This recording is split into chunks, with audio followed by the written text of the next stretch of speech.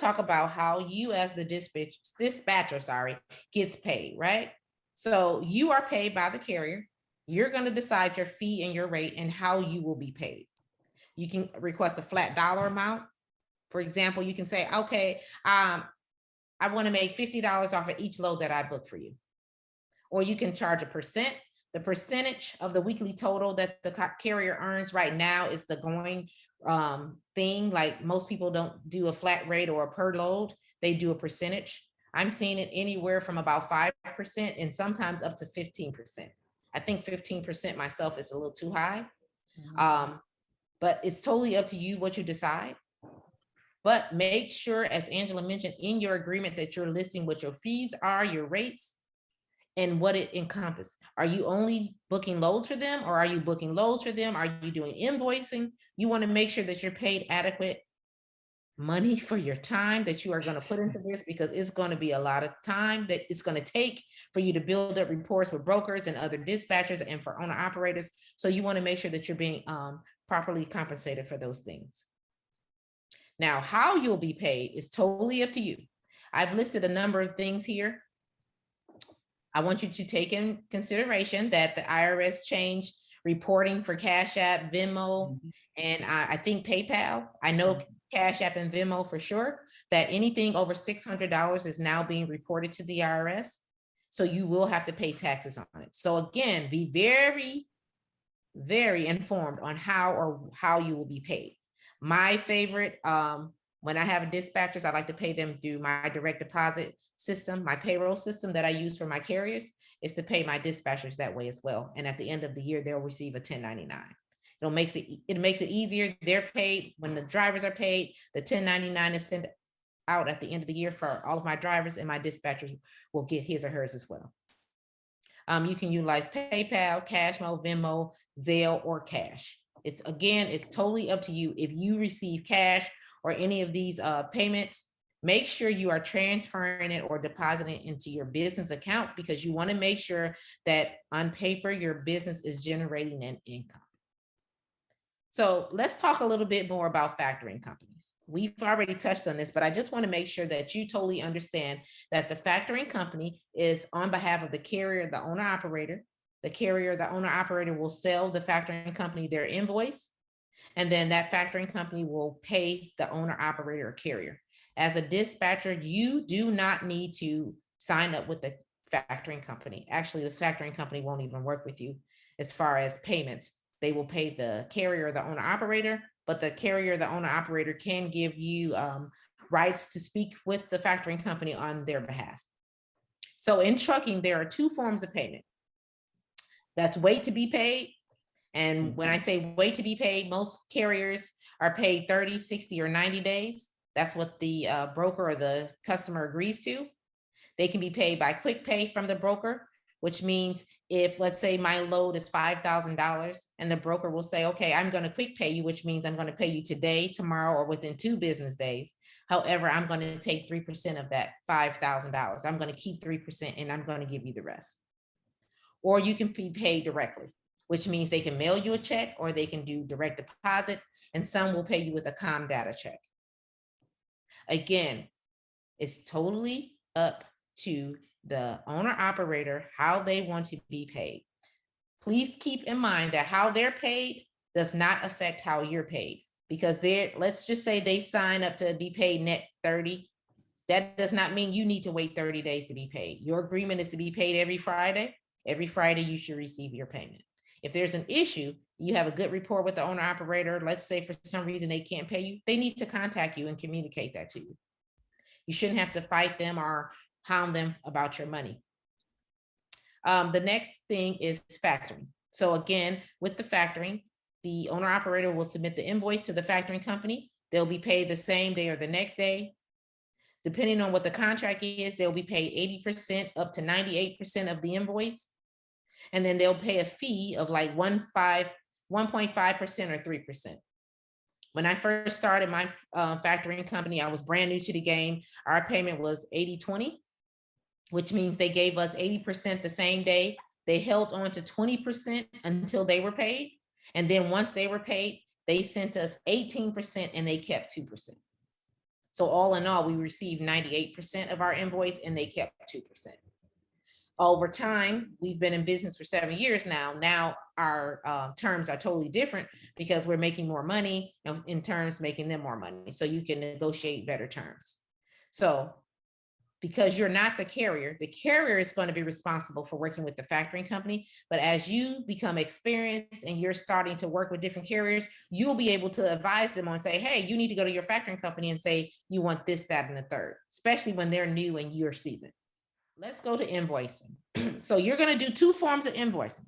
Well, in some cases you are, it just depends. So under your carrier dispatch agreement, if the carrier or the owner operator hires you to do invoicing on his or her behalf, you're going to be responsible for emailing or faxing the invoice to them.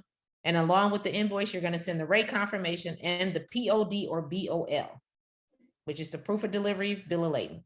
You're going to send it to the broker. And if they are signed up with a factoring company, you're going to copy the factoring company as well. You are going to be responsible for ensuring that the payment is received timely. And you are going to be the one that's going to follow up with the broker or the customer in regards to getting that payment to that carrier. That's only if you and the carrier or the owner operator agrees that you're going to do the invoicing for them. Next, as the dispatcher, you are going to invoice your carrier for your fees. Let's say your frequency you've decided on is Wednesdays weekly. So every Wednesday, you should be paid. So by Monday, you should be sending that carrier an invoice for last week's services. And then by Wednesday, they should be issuing you a payment in any form that you agree upon. That's Zelle, Cash App, payroll. It totally depends on what you prefer. You are going to, as a dispatcher, make sure that you cover your ass, CYA. Send everything via email. You want everything in writing and a paper trail. Your contracts, what your carrier agree upon, and when you're sending them the invoice, you want to send it to them via email so that they get it. If you're using PayPal, it'll send them the invoice, so you will have a paper trail, but you want to make sure that at all times you have a paper trail following everything that you send to the owner operator as it applies to your invoicing for your payment. So let's talk about load boards. Load boards, you'll hear this term all the time. Oh, have you checked the load board? Have you checked the load board? The load board is a database and it has every load coming in and out of every state in real time. You can sign up for any load board as long as you have a carrier's DOT or MC number. I want to caveat that by saying that is the only load board that will allow a dispatcher to sign up. You won't have a DOT or MC number of your own, but you can sign up under that. All of the other load boards, you will need a DOT or MC number. There's going to be free load boards that you can sign up for free. The bigger companies, Snyder's, Pepsi, Total Quality, all of them have their own load board. They have their own requirements, meaning your carrier or your owner operator needs to be in business for a certain amount of time. In some cases, it could be 1 day. In some cases, it has to be 90 days. But you, as a good dispatcher, will know who you can sign your carrier up with right away. And again, as Angela mentioned, you only need to sign them up with that broker one time. I signed up with all of these different brokers listed here 7 years ago. I never have to sign up with them again. The only thing I have to do is annually update my insurance for their records. You're going to have some subscription-based load boards, which means your carrier is going to pay for them or you're going to pay. It depends on how you're set up. For example, DAT, if you sign up yourself, you're going to pay for that. If you are dispatching for an owner operator, he or she may have their own access and you would just have them continue to pay for it. And then you would just utilize their login information. I always recommend signing up for the major 3, which are Truck Stop, DAT, and 123 Load Board. My personal preference is DAT. Some people prefer Truck Stop or 123 Load Board. I've used them all, but I prefer DAT. If you are dispatching box trucks, I made a special note here. These are 2 of the load boards that you have to get on. They specialize in box trucks, in sprinter vans and cargo vans. So Selectus is one and Mothership is the other. If you are dispatching for box trucks, these are great opportunities for you to get on these load boards so that you can get them some great runs. Selectus, I think it was only created for box trucks and then they expanded it for cargo vans and sprinters, but it's a great opportunity for you to keep your trucks rolling. before I go to the next slide, I'm going to say this about load boards. When I first started, we started with load boards. A lot of people said, oh, you won't make any good money off load boards. There's just trash loads on there. That is so not true. You can find some awesome loads on load boards, and you can build rapport with some awesome brokers and customers. That's how all of my dedicated lanes and most of the lanes that I run now are from partnerships that I established through load boards. So keep that in mind. Don't let anyone discourage you to say, oh, load boards aren't where you should be. They are where you should start. And if you should be able to be blessed with a dedicated lane for your carriers, that's great. But if you still have to use the load boards, that's great as well. So this list of brokers is for new authorities. So let's say you're working with a owner operator. He or she just obtained their authority.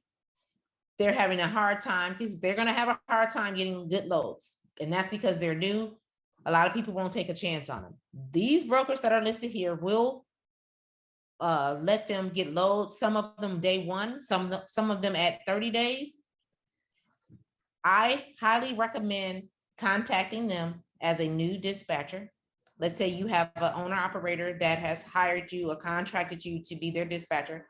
I would immediately contact each one of them and ask for their carrier packet, fill it out, send it to them. And then now your owner operator is set up with them. So when you go to the load boards to pull loads for them, these brokers will be out there and you would automatically get the loads after you do your negotiation.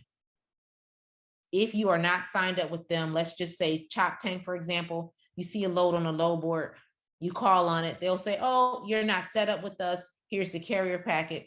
And it's going to take some time to get set up. A lot of times in that time, they find someone else to do the load, or they won't even book you because they'll say, oh no, we want someone that has already ran for us. So I highly recommend filling out the carrier packets for all of these brokers that are listed here. And that can be done at the second part of your day. If you want to take 10 a day for a whole week, because I know it's time consuming to complete the carrier packet, but it's best that you go ahead and you fill that out. And also you will get put on their daily distribution list a lot of times, because they're going to go ahead and send out loads that they may have in the future. And they're going to email and start emailing, especially if you put down lane preference. They're going to come to you first. Yes. And they're just going to check off a box. Okay, I haven't received a response from them. So this is a good way for you to start relationships with different brokers as well. Yes. Even with the one that said, okay, Chop Tank, like Janice said, you called, you're not set up. Okay, but you can do a quick interview. I know her phone is blowing up, but this is your opportunity to shoot your shot, your quick 2-minute spiel. Hey, I understand that your phone is blowing up, but is this a dedicated lane? Yes, it is. What is your normal rate? Just write it down. It doesn't mean that you're trying to secure the load because you're not set up. But now you got this information and you can put this on your spreadsheet to say, hey, I talked to Karen last week about this particular lane. Let me go back to her 2 or 3 days later and see if I can take that from off of her load board where I can be the dedicated carrier for that lane. Let me see if I can negotiate a rate a little bit higher because I'm taking it off of her plate.